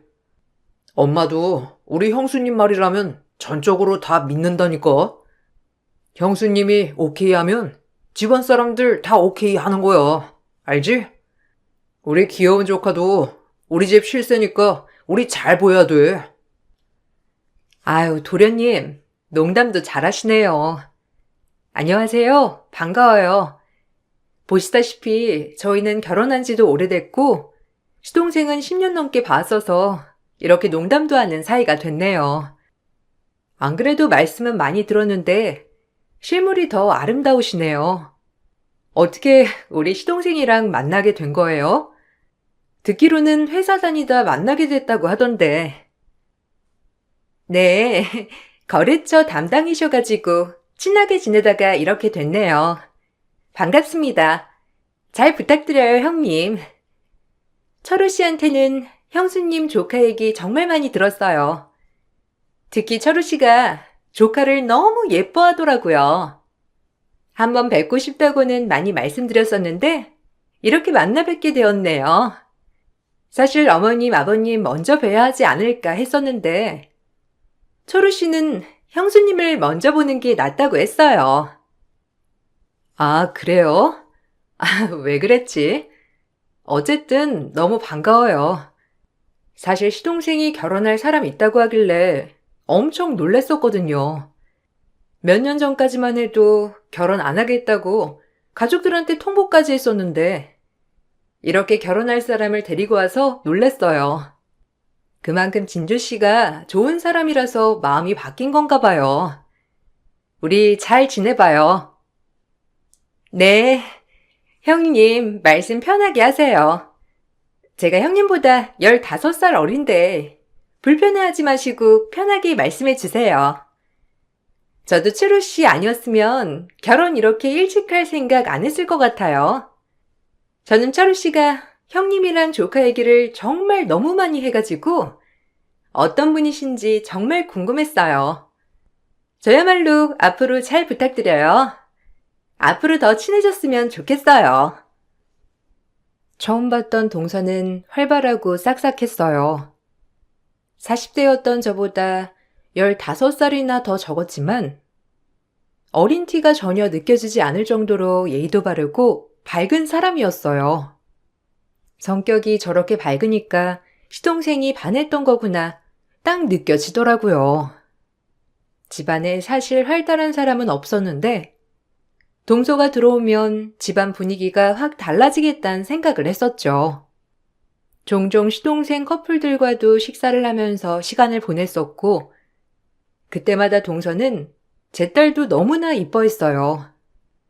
시댁에 첫 인사를 오던 날 온 가족들이 시댁에 모여 다 같이 밥을 먹게 되었어요. 화기애애하게 식사가 끝나고 난 후 딸이 유치원에서 새로 배운 노래라면서 가족들 앞에서 신나게 불렀는데 그 순간 동서의 표정을 보니 너무 표정이 안 좋더라고요. 저는 이때 첫 인사를 와서 긴장을 많이 해 체했구나 생각했어요. 부랴부랴 시동생에게 말을 해 동서랑 같이 자리를 마무리할 수 있도록 하고 보냈어요. 그런데 조금 있다가 돌아온 시동생은 당황스러운 말을 꺼냈어요. 속이 많이 안 좋았니? 아이고, 우리가 너무 오랫동안 붙잡아뒀나 보다. 그냥 새 식구 들어오는 거에 신이 나가지고선 처음 온 사람 생각은 안 하고 약이라도 사서 보내야 하는 거 아니니? 아까 보니까 눈물도 좀 글썽이는 것 같던데 미안해서 어쩌니? 음식도 우리가 너무 부담스러운 걸 준비했나 보구나. 내가 이렇게 눈치가 없어. 아유, 엄마, 그게 아니야. 나도 긴장을 많이 해가지고 속이 탈났나 했는데 그게 아니더라고. 참, 솔직히 난 주변에서 결혼 준비하면서 많이 다툰다고 해서 그 말 전혀 안 믿었거든? 근데 이번에 결혼 준비하면서 진짜 내가 알던 사람이 맞나 싶다니까. 왜? 체해서 그런 거 아니었어? 우리가 뭐 말하다가 실수한 거 있나? 아까 침 물어본 것 때문에 그런가? 하긴 나도 약간 아차하긴 했었어. 둘이서 살 곳인데 괜히 물어본 거 아닌가 싶어가지고 그런 것 때문에 좀 마음이 불편했대? 괜찮아. 말해봐. 우리도 알아야 다음에 조심하지. 아니, 그게 아니라 조카 때문에 아까 우리 앞에서 신나게 노래 불렀잖아. 그거 보고서는 약간 소외된다고 생각했나 보더라고. 나도 처음에 듣고는 좀 황당했는데 진주는 뭐 서운한가 보더라고. 잘 달래서 보내긴 했어. 그래도 첫 인사하는 자리인데 좀 이것저것 물어보고 그럴 줄 알았는데 너무 조카한테만 집중된 것 같다고 하더라고. 뭐? 우리 딸? 그렇구나. 우리 딸이 아까 유난히 열정적으로 노래 부르긴 했지. 아, 근데 되게 예상치 못한 말이긴 하네. 뭐 어쨌든 그럴 수 있는 거니까. 근데 좀 눈물까지 글썽일 정도인가? 아유, 됐다. 그래도 우리가 처음 인사 오고 긴장도 많이 한 애를 신경을 많이 못 써준 것 같네. 그렇게 서운할 정도였다고 하니. 우리야 가족이니까 이래도 괜찮고 저래도 괜찮다고 생각하겠지만 아직 진주는 어색하잖니. 우리한테 손주가 한 명밖에 없어서 그런가. 더 그렇게 느껴질 수도 있지 뭐. 어쨌든 서운했다고 하니 네가 잘 달래주렴. 동서가 서운한 이유를 듣고선 가족들 모두 당황하긴 했지만 그냥 첫날이고 첫 인사니 그럴 수 있다 생각하고 넘어갔어요.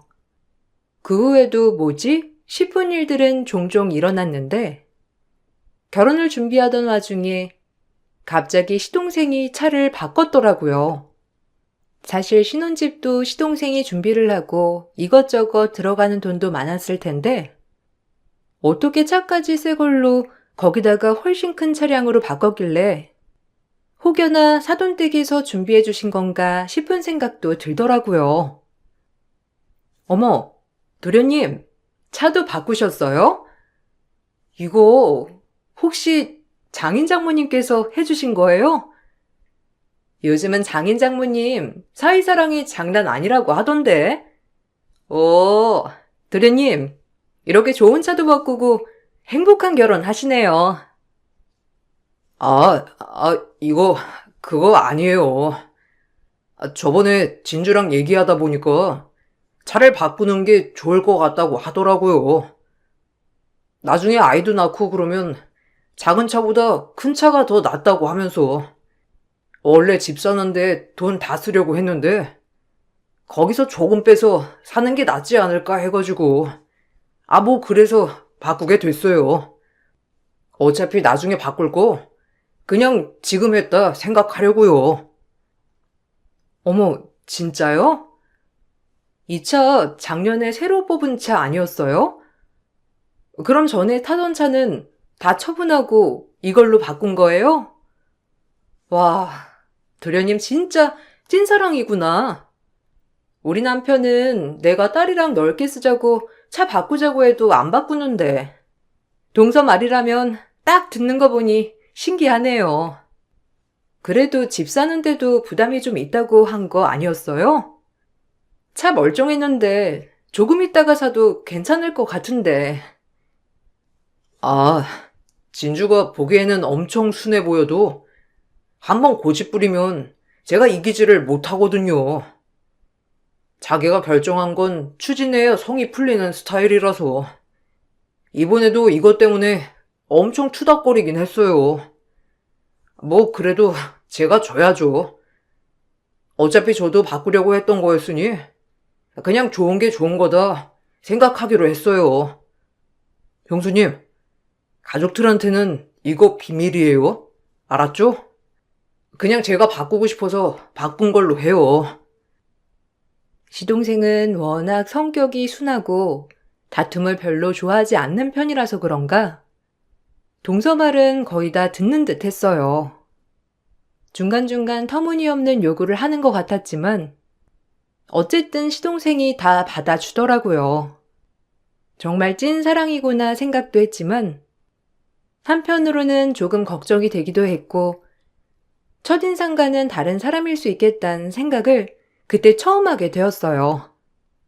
어느 날은 시동생이 웨딩 촬영을 한다고 했던 날이었어요. 저녁에 갑자기 집으로 찾아와서 놀랬는데 남편이랑 시동생이 오랜만에 술을 진탕 마시더라고요. 그러더니만 하소연을 하는데 정말 기가 막혔죠. 오늘 무슨 일 있었는지 알아요? 형수님, 진짜 저 오늘 너무 화가 나가지고 웨딩 촬영하고 나서 사실 진주랑 오붓하게 시간 보내려고 호텔도 예약해놓고 있었는데 웨딩 촬영 거의 마무리되고 있는데 장인 장모님이 나타나시더라고요. 그냥 응원차 오셨구나 했거든요. 근데 옷도 정장이랑 드레스랑 다 갖춰 입고 계시는 거예요. 뭔가 싶었는데 갑자기 가족 사진을 찍자는 거 있죠? 오, 그런 게 있어? 아, 우리 결혼할 때는 진짜 공장에서 찍듯이 촬영했던 것 같은데 요즘은 참 그런 것도 잘 돼 있네. 너는 그런 거 있었으면 우리도 같이 불러서 찍지 그랬어. 솔직히 그렇게 잘 차려입어가지고 가족사진 찍을 기회 거의 없잖냐. 잘했네 뭐. 근데 왜? 그게 기분이 나빴어? 아, 그게... 원래 내가 양가 가족들 힘들면 부모님들 다 같이 불러가지고 사진 찍자고 한 거였거든. 근데 진주가 좀 불편하다고 그냥 우리끼리만 찍으면 안 되냐고 해가지고 그래서 같이 안 하기로 한 거였는데 아, 이렇게 장인 장모님 오실 줄이야 생각도 못했어. 엄청 당황하니까 진주가 기분 나빠서 내내 화만 내고 그거 풀어주려고 사과했는데 장인 장모님도 나한테만 잘못했다고 뭐라 하시니까 나도 그냥 열받아서 나왔지 뭐. 뭐? 아니 어떻게 그렇게 할 수가 있지? 너한테 상의한 건 아니고? 아유, 그건 좀 너무했네. 그래서 열받아가지고 여기 온 거야? 안 그래도 웨딩 사진 어떻게 찍었나 궁금했는데 그런 일이 있었다니 속상하긴 했겠네. 그래서 재수 씨랑은 얘기 다시 안 해본 거야? 아, 몰라. 형수님, 이게 이해가 가요? 저랑 형이야 남자니까 그렇지만 형수님은 여자니까 진주가 무슨 생각으로 그랬는지 이해가 가세요? 아, 저는 도저히 이해가 안 돼서요. 제가 지금까지 맞춰준 것만 몇 갠데 그때도 가족 사진 다 같이 보여서 찍어보자 하니까 싫다더니 이렇게 하는 게 무슨 심보예요? 저는 너무 이해가 안 돼요. 시동생은 이때 일로 파혼까지 생각을 할 정도로 심각했죠. 그렇지만 나중에 동서가 미안하다면서 계속 사과를 했고 사건은 마무리가 되었어요. 처음에는 저와 남편도 황당하고 화도 나기도 했지만 우리는 그냥 가족이니까 그래도 시동생한테 좀 더 치우쳐 편을 들 수 있지 않을까 싶어서 나서서 뭐라고 하지는 않았죠. 그런데 동서가 다시 보이기는 하더라고요. 결혼식이 다가오면서 시모가 저에게 결혼식 하기 전에 받으라며 피부 관리권을 선물로 끊어주신 적이 있었어요. 전부터 동네에서도 인기가 많은 곳이었는데 바로 결제를 해주셔서 너무 감사했죠. 그런데 이걸 어떻게 알았는지 바로 동서가 저한테 연락이 오더라고요. 형님, 혹시 어머님이 피부 관리권 끊어주셨어요? 저 아까 어머님한테 받았는데요. 형님한테도 주신 것 같아서요. 저도 같은 곳 해주신 것 같은데 우리 같이 가요. 혼자 가는 건 좀 민망할 것 같아서요. 형님은 얼마로 해주셨어요? 아, 그냥 10회권으로 주셨어. 어머님께서 많이 생각을 하셨던 모양이야. 안 그래도 동서랑 같이 가면 좋을 것 같다곤 했는데 나는 동서가 좀 불편할 수도 있겠다 생각을 했거든. 괜찮으면 같이 가자. 저야 형님이랑 같이 가면 좋죠. 근데 어머님은 솔직히 이런 거 잘 모르실 줄은 알았지만 형님이니까 제가 편하게 말할게요. 이왕이면 신부한테 좀 더 신부 케어로 집중해서 해주시면 더 좋을 텐데. 그래도 형님이랑 저랑 차별하면 형님이 싫어하실까봐 생각해서 같은 거 해주셨나 봐요. 안 그래도 저 신부 케어 받고 싶어가지고 철우 씨한테 조르긴 했었거든요. 근데 이건 안 해주겠다고 해가지고. 이거 뭐 얼마나 한다고? 그렇죠? 아, 그래? 아, 그러면 일단 같이 가보자. 나는 내가 10회까지 안 받아도 괜찮긴 하거든. 그럼 내가 안 받는 거 동서한테 양도할 수 있는지 보면 되지. 어머님이 그래도 생각하셔서 해주신 건데 내가 오해는 받을게. 그러니 나머지 오해는 동서가 받아. 이렇게 막상 관리를 받으러 갔을 때 동서는 이것저것 더 추가를 해서 플러스로 금액이 나왔더라고요. 이렇게 나온 금액도 시동생 카드로 시원하게 결제를 했는지 카드 결제가 되니 바로 시동생이 동서에게 연락이 왔죠. 당황해하는 목소리가 핸드폰 너머로도 흘러나와 마음이 착잡했어요.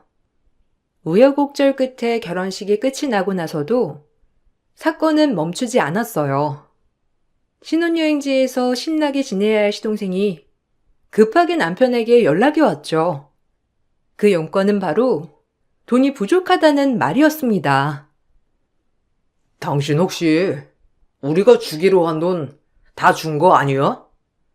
철우가 갑자기 돈 좀 더 보태주면 안 되냐고 연락이 왔네. 당신한테는 비밀로 하고 나한테 조금만 빌려달라고 하는데 우리 그래도 꽤 주기로 했던 것 같은데. 아니 내가 당신 못 믿어서 그런 게 아니라 철우가 이번에 여행 가면서도 선물 사야 된다고 모아둔 돈 중에서 꽤 가지고 간다고 했거든. 근데 모자라다고 하니까 당황스럽네. 어? 돈이 모자라대? 아닐 텐데. 우리가 준 것도 있는데 어머님 아버님도 따로 챙겨주셨다고 하셨는데 모아둔 돈도 있을 테고 왜 모자라지? 내가 다시 확인해 볼게. 분명 내가 현금으로 다 줬거든?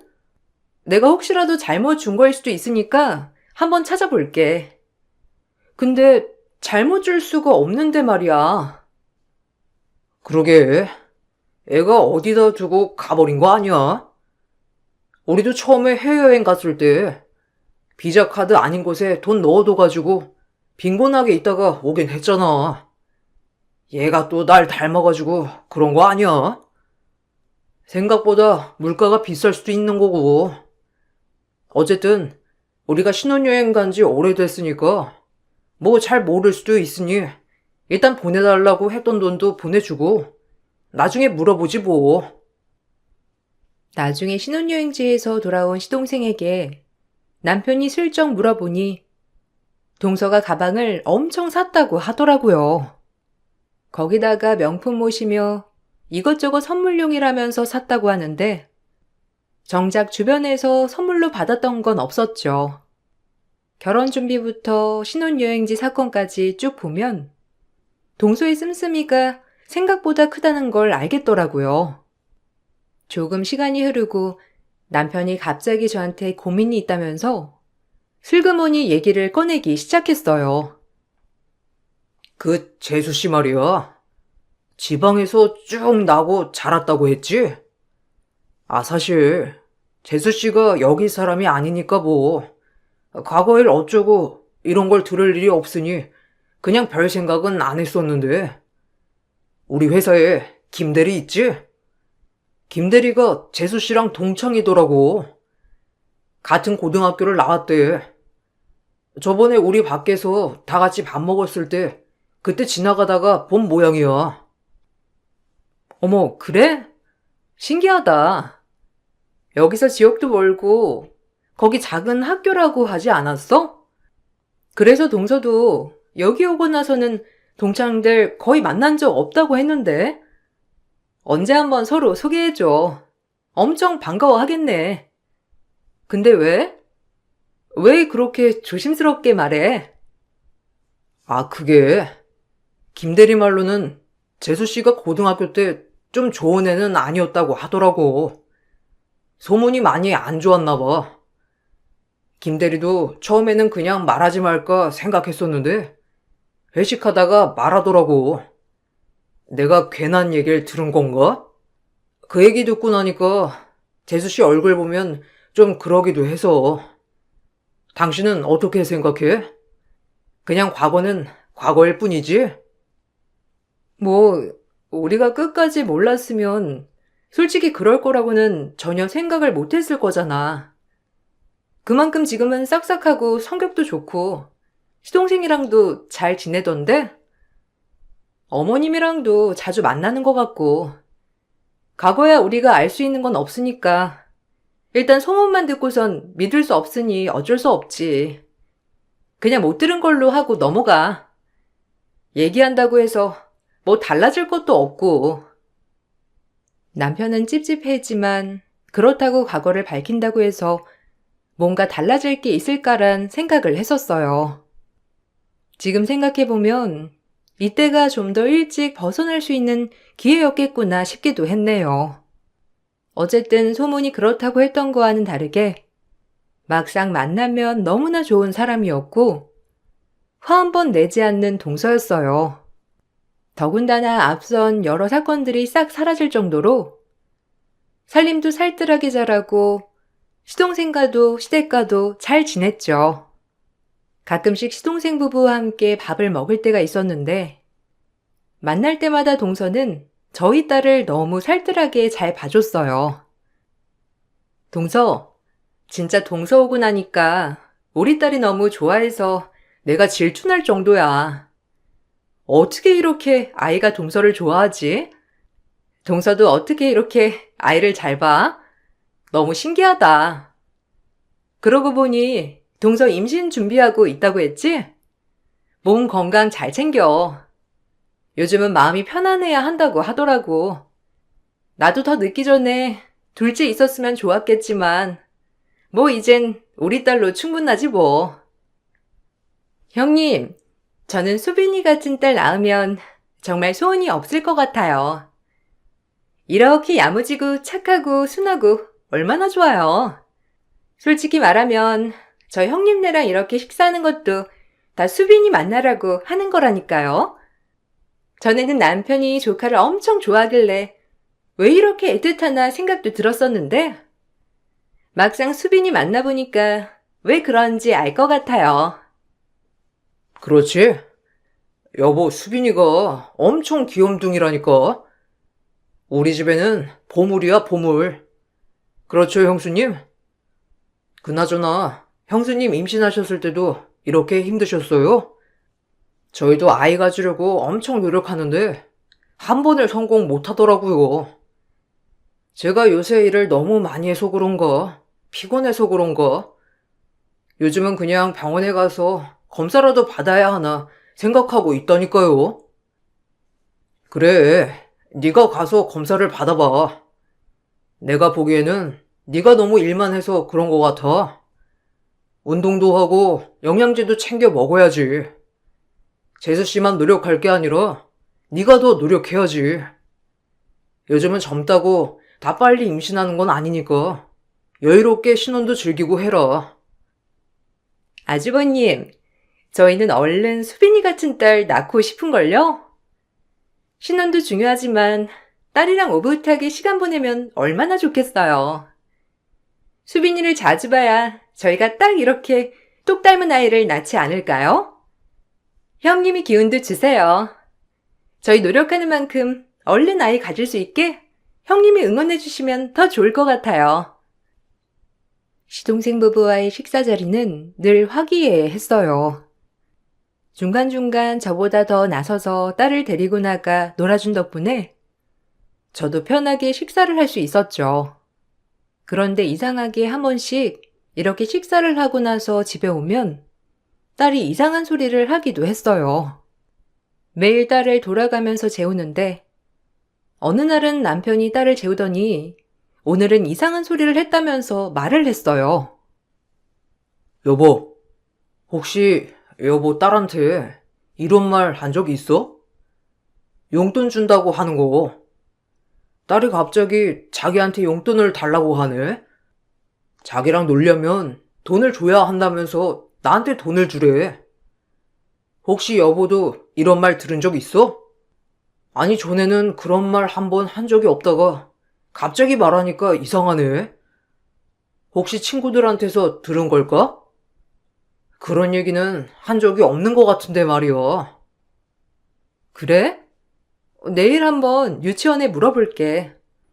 그냥 친구들 하는 말 흘러가면서 듣다가 잘못 쓰는 거일 수도 있잖아.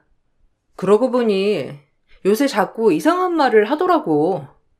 저번에는 내가 재우는데 자기가 귀여운 척 하냐 물어보더라고. 누가 자기한테 귀여운 척 하지 말라고 그랬대. 누구냐고 물어보니까 엄마한테 말하지 말라고 그랬다면서. 아, 주변에서 이런 소리를 많이 듣는 건가?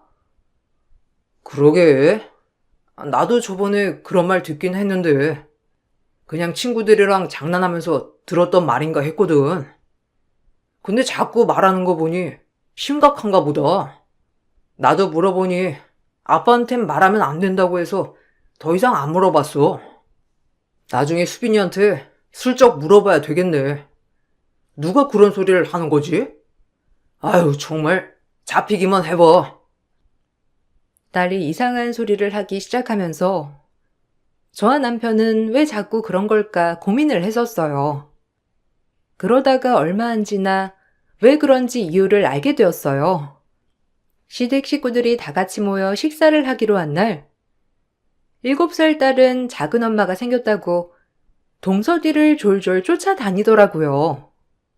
동서는 딸이랑 놀아주겠다면서 자리를 피했고, 저는 그대로 주방에서 요리를 하다가 딸이 갑자기 조용하길래 슬며시 보게 되었어요. 그런데 동서가 딸에게 몰래 속삭이며 말한 말이 바로 거지야, 10,000원 줄 테니 귀찮게 굴지 마 하더라고요. 전 너무나 당황스러웠고 화가 나 소리를 치려고 했는데 저보다 이걸 먼저 듣고 화를 낸 사람이 있었어요. 바로 저희 시아버지셨답니다. 시부는 크게 호통치며 사생결단을 내셨어요. 이게 어디서 감히 집안 목숨줄을 건드려? 애 밑에 꿇어? 어디다 대고 거지라고 하고 10,000원짜리 들이밀면서 귀찮게 굴지 말라고 해? 새 식구라고 오냐오냐 이뻐해 주니까 이따위 짓을 해? 당장 이 집에서 나가! 너 같은 며느리는 필요 없으니까 당장 이 집에서 나가라고! 어떻게 우리 귀한 손녀한테 그따위 말이나 짓거리고 있어? 얼굴 보기 싫으니 당장 썩 꺼져! 아이고, 철용이 아빠, 왜 그래요? 갑자기 왜 소리를 지르고 작은 애한테 왜 나가라고 하는 거예요? 잠깐 진정하고, 작은 애야, 네가 한번 말해봐. 왜? 무슨 일이 있었어? 수빈이가 뭐 실수해서 혼냈니? 아니, 철용이 아빠, 왜 이렇게 화를 내고 그래? 진짜 수빈이한테 거지라고 한 거니? 귀찮게 굴지 말라고 돈 들이밀었던 거야? 아니지? 그게 아니라요. 아니, 전 솔직히 좀 너무 하시잖아요. 아버님, 어머님, 제가 임신하고 아이 낳았어도 이렇게 사랑으로 아껴주셨을 거예요? 제가 손자를 낳아도 어머님, 아버님은 오로지 첫째 손녀만 우쭈쭈 하실 텐데 그거 서운해서 그랬어요. 오늘도 보세요. 애가 이렇게 저만 졸졸 쫓아다니는데 누구 한 명 혼내는 사람 없고 제가 얼마나 불편한지 아세요? 뭐? 수빈이가 너만 언제 쫄쫄 쫓아다녔어? 네가 수저 하나 놓기 싫어서 애 잡고 늘어진 건 아니고? 내가 이 말은 안 하려고 했는데 우연히 네 둘이 노는 거 들었던 적이 있었어. 그런데 너 수빈이한테 뭐라고 그랬니? 귀여운 척 하지 말라고? 이쁜 척 하지 말라고? 가족들이 진짜 너 이뻐서 그런 줄 아냐고 막말하던 거 너 아니었어? 그거 듣고서도 난 내가 잘못 들었는 줄 알았다. 우리 앞에서는 누구보다 수빈이 잘 챙기니까. 근데 오늘 이렇게 듣고 보니 그동안 수빈이가 그따위 말을 들었을 생각하니 내가 억장이 무너져. 당장 내 앞에서 썩 꺼져! 아버님, 제 얘기를 좀 들어보세요. 그게 아니라요. 그냥 제가 생각 없이 한 말이긴 하지만, 솔직히 여기 가족들 너무 수빈이만 챙기잖아요. 제가 여기서 가장 새 식구인데, 저는 챙겨주시지도 않으시고, 늘 수빈이. 저는 새 식구 아니에요? 네가 뭘 얼마나 주목을 받아야 만족하려는지 모르겠구나. 수빈이는 어린아이고 넌 어른이야. 네 말대로 네가 새 식구니 그동안 네가 정한 비싼 식당이며 가게들 우리 군말 없이 싹 다 가서 계산도 했어. 네 형님이 잘 먹지도 못하는 횟집을 기어이 가야만 한다고 고집을 부려 거기까지 갔는데 우리가 그 정도 배려를 해준 건 아무것도 아니었니? 두말할 필요 없고 더 이상 너 같은 며느리 꼴도 보기 싫으니 당장 꺼져. 수빈이는 우리 집 보물이야. 얼마나 귀한 존재인데 네가 이렇게 무시를 해? 이 집에 앞으로 한 발자국도 들어오지 마라. 시부는 크게 화를 내면서 동서를 내쫓았고, 딸을 잡아먹을 듯 노려보던 동서는 시동생 손에 이끌려 나갔습니다. 사실 시댁 식구들이 저희 딸을 보물로 생각하는 이유가 있었어요. 딸은 어릴 적부터 시댁 식구들 목숨을 여러 번 살렸기 때문이었죠. 도리가 지났을 때쯤 다 같이 시댁에서 자고 있었는데 딸이 갑자기 새벽에 집이 떠나갈 듯이 울었을 때가 있었어요. 가족들이 화들짝 놀라 다 깨서 불을 켜니까 칼까지 들고 있었던 강도가 집으로 들어오던 찰나였었죠. 그 후에도 가족여행을 떠나다가 갑자기 딸이 이 길로 가지 말자고 너무 울어서 경로를 급 변경한 적도 있었어요. 이날 도로에 블랙아이스가 잔뜩 깔려서 크게 몇 중 추돌사고로 사망자까지 나왔었는데 딱 저희가 지나갈 뻔한 시간이더라고요. 뿐만 아니라 시부가 내열간에 거의 막혀 있었을 때 내 딸이 시부를 보고선 할아버지가 이상하다며 계속 말을 해서 검진을 받았는데 내열관이 막혀 터지기 일보 직전에 발견을 한 적도 있었고 시동생이 새벽에 들어오지 않았던 날이 있었는데 딸이 자다가 시동생한테 전화를 걸어야 한다면서 고집부려 전화를 걸었더니 전화를 받으려고 멈춰선 시동생 코앞으로 차가 지나가 다행히 사고를 면했던 적도 있었어요. 이 밖에도 여러 사건들이 있어 그 후로 저희 딸은 시댁에서 귀중한 존재가 되었죠. 이렇게 귀중한 손녀에게 함부로 말을 했으니 시부는 크게 화가 날 수밖에 없었던 것이었어요. 그날로로 시동생은 동서와도 크게 다퉜던 모양이더라고요. 그래도 어찌어찌 잘 풀어나가는 듯 보였지만 어느 날 시동생은 이혼을 하겠다며 선언을 했습니다. 아, 내가 진짜 기가 막혀가지고. 그래, 아이 생각이 없으니까 우리 수빈이한테도 그따위로 말할 수 있었던 거지. 형수님, 진주 걔 지금까지 뭐 했는지 아세요? 피임 시술 받았더라고요. 기가 막혀서. 자기 산부인과 검사했는데 이상 없었다면서 임신 안 되는 거 다 제 탓이라고 그렇게 떵떵거리며 얘기하더니 저 그 집 가서 저 때문에 임신 안 되는 거라고 얼마나 소리를 들었는지 몰라요. 근데 저 몰래 피임 시술 받아서 임신이 안 됐던 거였어요. 네? 피임 시술이요? 아니, 임신을 하기 싫으면 말을 하면 되지. 무슨 피임 시술까지 받아요? 그러면 동서가 지금까지 임신하고 싶다고 한 것도 다 거짓말이었던 거예요? 아니, 왜요? 그러기까지 거짓말을 해야 할 이유가 뭐가 있어서? 동서랑 얘기는 해봤어요? 네, 그냥 자기는 아이가 싫대요. 지금까지 수빈이랑 잘 지냈던 것도 그냥 잘 지낸 척 한 거였다고. 자긴 평생 아이 낳을 생각 없다고 하더라고요. 진작에 말이라도 하지. 결혼하기 전에는 그렇게 빨리 애 낳고 싶다고 하더니만 진짜 속았어요. 그거 말고도 그동안 살뜰하게 살림하는 줄 알았는데 제 돈 가지고 친정에 다 퍼다 주고 있었더라고요.